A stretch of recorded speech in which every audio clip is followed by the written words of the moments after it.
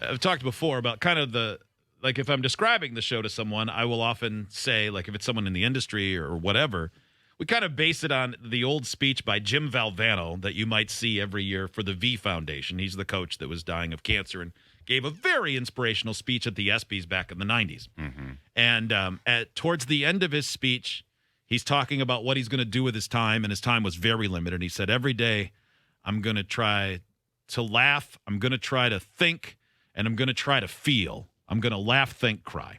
And so that's sort of been like, boy, and at the end of that, he said, that's a pretty full day. I'm like, yeah, it is. Yeah. And so we all sort of agreed on that. And so obviously laugh is what we're shooting for 99% of the time. Most of the time, the thinking is you thinking, why do I listen to this? And would I ever admit it? Yeah, that's about a 1% there. And feel, we try to be honest about who we are and what we are and the good times and the bad times and everything else. Well, yeah, I mean, we try to have obviously a funny rock show, but we also are all babies at times when it comes to tearing up at commercials or what, it's perfectly normal stuff.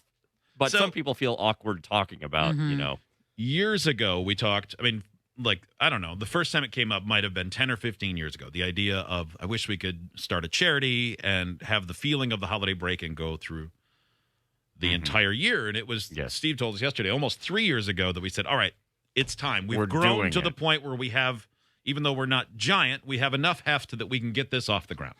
Yeah, and we can do something. The idea for Idiots for Underdogs started. And the idea is Idiots, which is our group of people that pay for the full show and get segment 17 and the Saturday podcast and everything.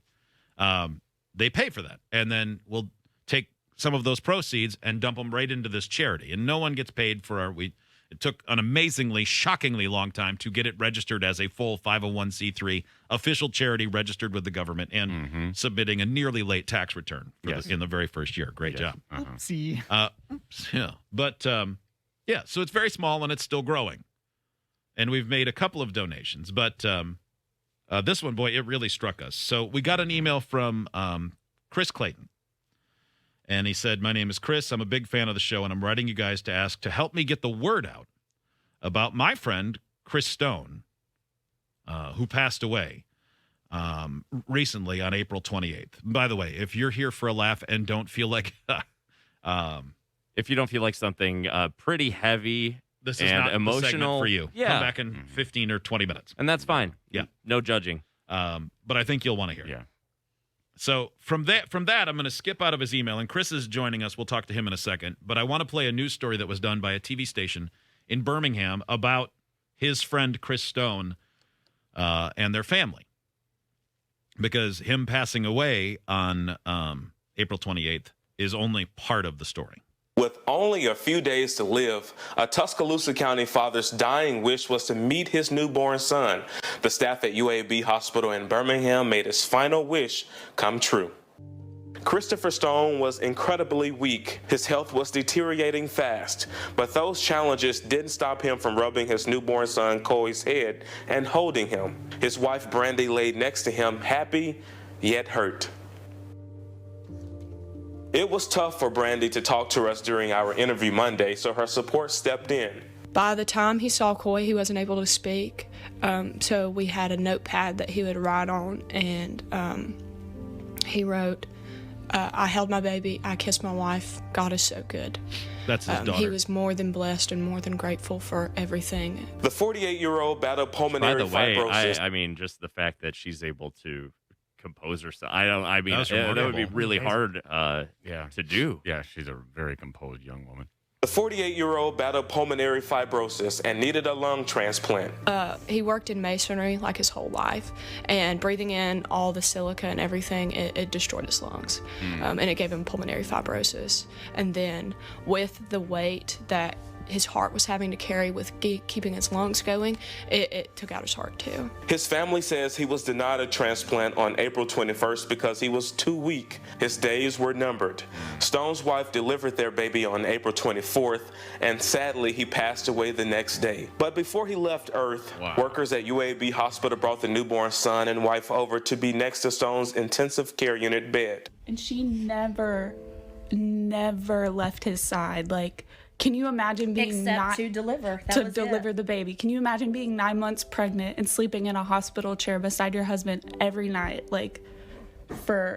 From January to April, she did this. She never left his side. Stone was well liked. He never met a stranger, and he knew people from around the world. Overall, he was crazy about his relatives, children, and especially his wife. But the love they had for one another was like none other. It was so obvious and so evident in everything, their pictures, their walk together. When he and Brandy got together, he lost his first wife, the kid's mom, and she was his rescue. We all are so blessed that she came into our lives, and God knew what he was doing when this little rascal came along. Christopher Stone was laid to rest Saturday. As his wife and children move forward, they will need help. Their family has set up a fundraising campaign. If you would like to donate, just visit WVTM13.com and look for this story. I'm Fred Davenport. Good work, Fred. Yeah. So, yeah, that from WVTM 13 in Birmingham. So, yeah, that I just can't imagine going through that. Him in the video. No. When they say he lived long enough that they put Coy, his newborn, on his chest or on his torso, he's touching, rubbing the boy's head. Yeah. Oh, and to have a last note written too, because he couldn't speak, like just to have something tangible to hold on to, and hopefully the son sees it, as growing up, and like sure, of course, to have it still be so meaningful, positive and affirming in that moment. So. This is Chris Clayton, who sent that story to us, hoping we could share it. Thank you for doing that. First of all, Chris, how did you know your friend Chris Stone? I met him about 15 years ago through another friend of mine. That had known him and some of his friends from high school. And we've been friends ever since. It's pretty awesome. They showed a lot of photos in that story, and they said he never met a stranger. And he happened, and at least in the photos, he struck me as a guy who had that little bit of sparkle in his eye. And I'm guessing that sort of carried through, a very friendly man. Unless you rooted, just based on what I'm seeing, for Auburn. Then probably not as much. Maybe. Then you were probably a stranger. He seemed like he was pretty firm on the Roll Tide side, right, Chris? He definitely was. He was a Bama man. Yeah. Every photo of him, he's wearing an A. Yep.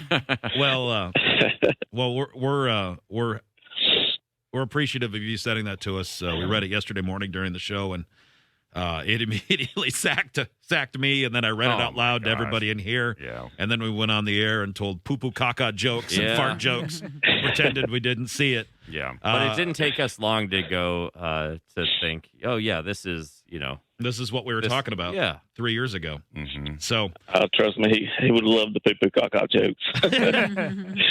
well, Chris, the Army of Idiots for Idiots of Underdogs is going to donate $3,000 to this family, and then we're going to share that GoFundMe on our page as well. And I bet you there's a lot more people who'll be happy to help out. This seems like a great family who could use a little traction, some underdogs, and some help from some idiots. So we're here for it. A lot of medical bills, obviously. So. Yeah, what a story, man. So, I just can't tell you how appreciative I am of you guys. Well, you did it. You shared the story. Yeah, man. So, yeah, and it's the listeners. It's the listeners that pay to be fancy idiots or buy merch or things like that, where a little bit of that money from all those purchases just goes into this fund for exactly this kind of thing. And I have a feeling now when we share the GoFundMe or how people can get money to the family, there will be even more of that. Yeah. The listeners will step And God bless y'all for that. Thank you, man. Hey, God bless you, man. All right. Chris, we'll let you go. We appreciate it. Chris said, I'm going to be a blubbering idiot. And I said, yeah, me too. This is what we do. You're good, man. You're good. You've gone through quite a bit. The guys never underestimate what y'all do. You guys bring laughter and joy into people's lives every day. Well, thank you, man. We try. That means a lot. Thank you. Thank you, Chris. Stay on hold. And I want to figure out, because believe it or not, Idiots for Underdogs, a charity created in 2020, can't pay with a card, so I have to find out where to mail a damn check. Ugh. Also, it has to be send an Apple gift a gigantic check. Yes. Way to go, all of you idiots that listen and support the show. That's you.